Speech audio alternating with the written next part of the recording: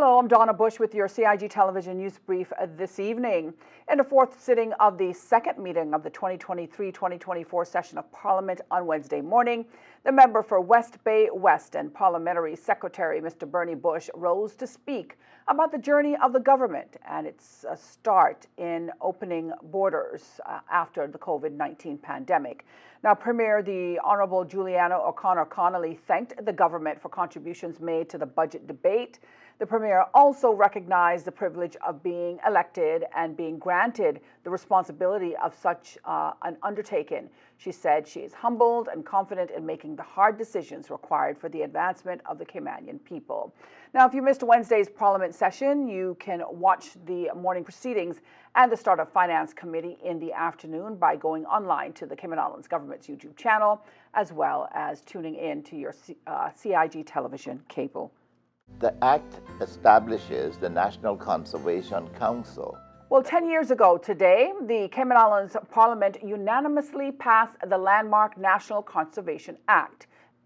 Well, Minister for Sustainability and Climate Resiliency, the Honourable Catherine Ebanks-Wilkes said, quote, "Not only does the National Conservation Act enable us to protect and conserve the unique plants, animals, and habitats that make the Cayman Islands so special, the passage of this landmark legislation meant that the government was able to enact Section 18 of the Bill of Rights in the Cayman Islands Constitution, order which states that the government shall, in all its decisions, have due regard to the need to foster and protect an environment that is not harmful to the health or well-being of present and future generations, while promoting justifiable economic and social development," end quote. In recognition of this national milestone of 10 years of the NCA, the National Conservation Council today released a special video celebrating the work of the NCC for the people of the Cayman Islands. The video features the voice of the late Mr. McFarland Connolly, the former chairman of the council, who passed away earlier this year.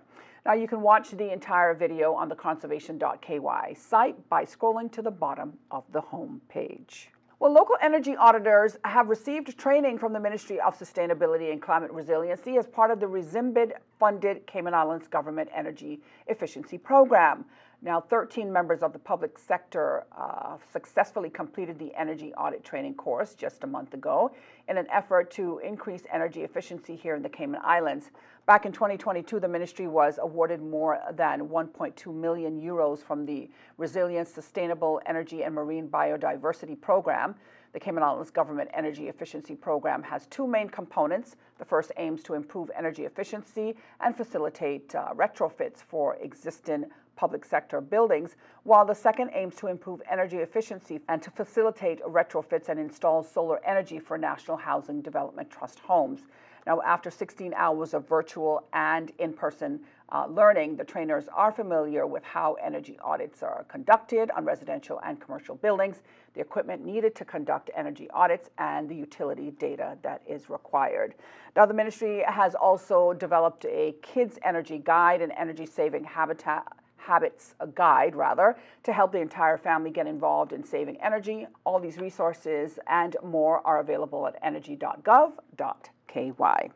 Now let's take a look at our forecast for this Wednesday. Cloudiness and showers are expected to linger over the Cayman Islands area for the next 24 hours as a stationary front just east of the Cayman Islands moves across our area. Fresh winds and rough seas are expected as the associated high-pressure system builds over the southeast United States, increasing the pressure gradient across the Northwest Caribbean region. Tonight, there is a 40% chance of showers and possible thunder over our islands, while small craft operators should exercise caution over the open water. The two-day outlook is for a decrease in shower activity from Thursday morning as the stationary front weakens. Fresh winds and rough seas are expected, though, to continue through the Friday afternoon, with the small craft advisory remaining in place through to Friday as well. Remember, to get the latest on local weather conditions, you can go online to weather.gov.ky or check out their Facebook page. That wraps up today's news brief here on CIG Television. I'm Donna Bush. Thanks for watching.